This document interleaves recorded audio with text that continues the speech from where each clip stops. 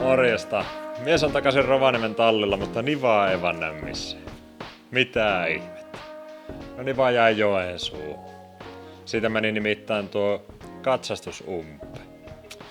Ja voin sanoa, että Sodankylässä se on saattanut mennä vähän helpommin läpi tai ollaan katsottu pikkusen sormien läpi kuin mitä jos me lähtisin viemään sen puolueettomasti ihan jonnekin katastusasemalle, niin se jäi nyt hyvin hoiviin Joensuuhun.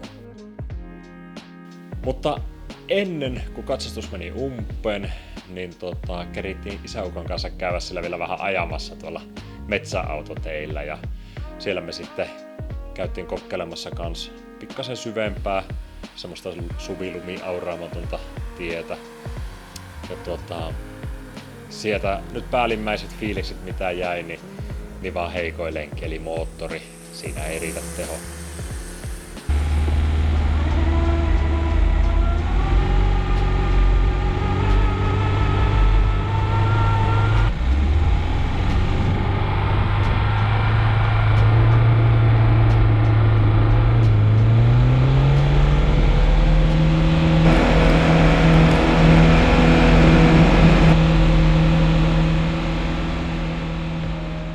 Se meni pohjaa myöten möyrys siellä. Se kyllä sillä pääsi eteenpäin ihan ok, mutta piti ajaa aika isolla kierroksilla, kun pienillä kierroksilla se taas ei jaksa mennä.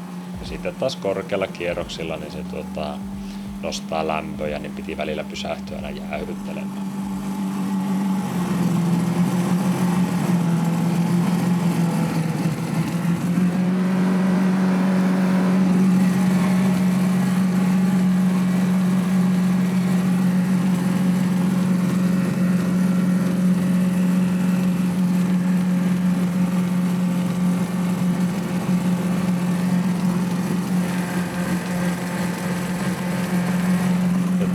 Tuo suvilumi, niin se pakkas sitä siihen keula eteen aika pahasti. Pohjapanssari olisi ehkä siihen auttanut tai sitten tietysti korkeampi maavara aina auttaa noihin hommiin.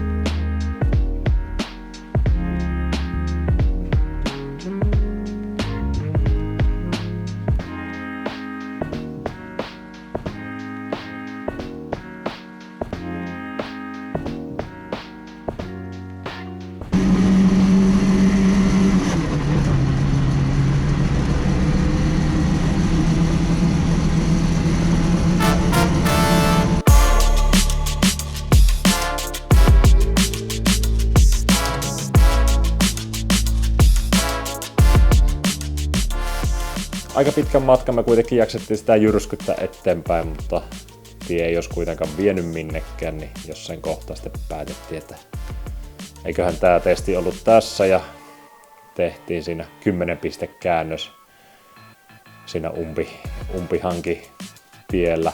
Voin sanoa, että sai muutaman kerran hinkata sitä rattia, josta siihen perkkana, kun ei ole ohjaustehostinta, mutta hyvä reeni oli. Takaisinpäin mennessä samaan jälkeen, eihän siinä ollut mitään ongelmaa, ei ollut kuin ajella vaan.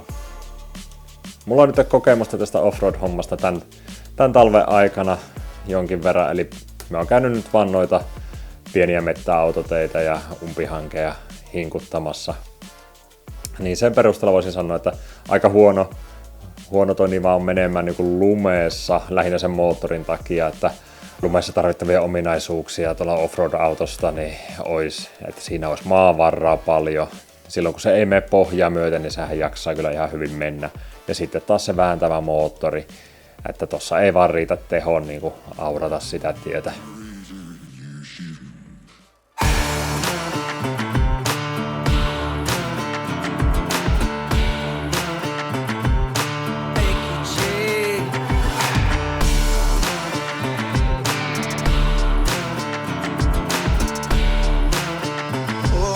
Tämä offiharrastus on vähän semmoinen, että niin kun nälkä kasvaa syödessä, että niin vasta voisi esimerkiksi tehdä korkeammin, laittaa se isommat renkaat, että se menisi hyvin tuommoisessa lumimaastossa. Tai sitten joku toinen aihio tai joku toinen auto menisi paljon paremmin. Mutta kun juttelin tuossa toisen offiharrastajan kanssa, jolla on 6x6 iso renkainen kuorma-auto offiharrasten vehkenä, niin me sanoin sille, että oho, että sulla on pikkasen eri tasolla tämä offroad-harrastus.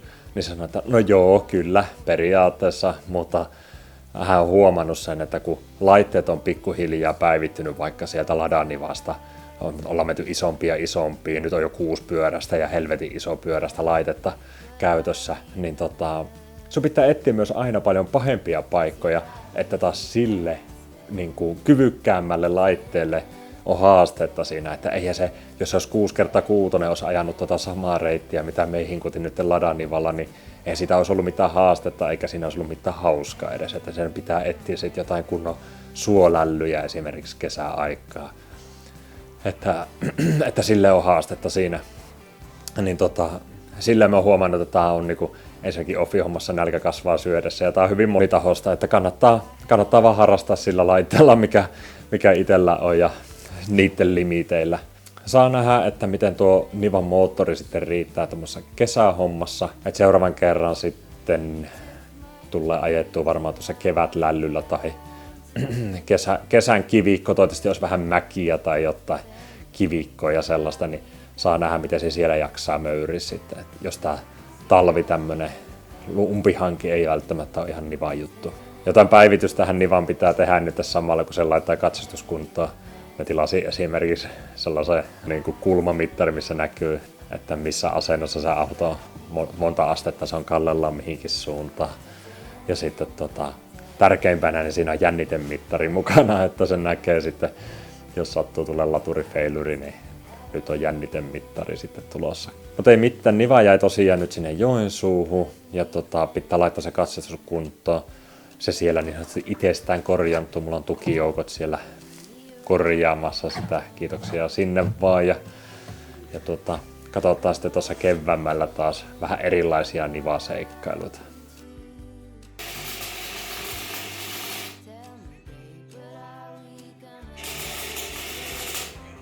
Kiitos, jos katsot video. Palataan taas seuraavassa. Moro!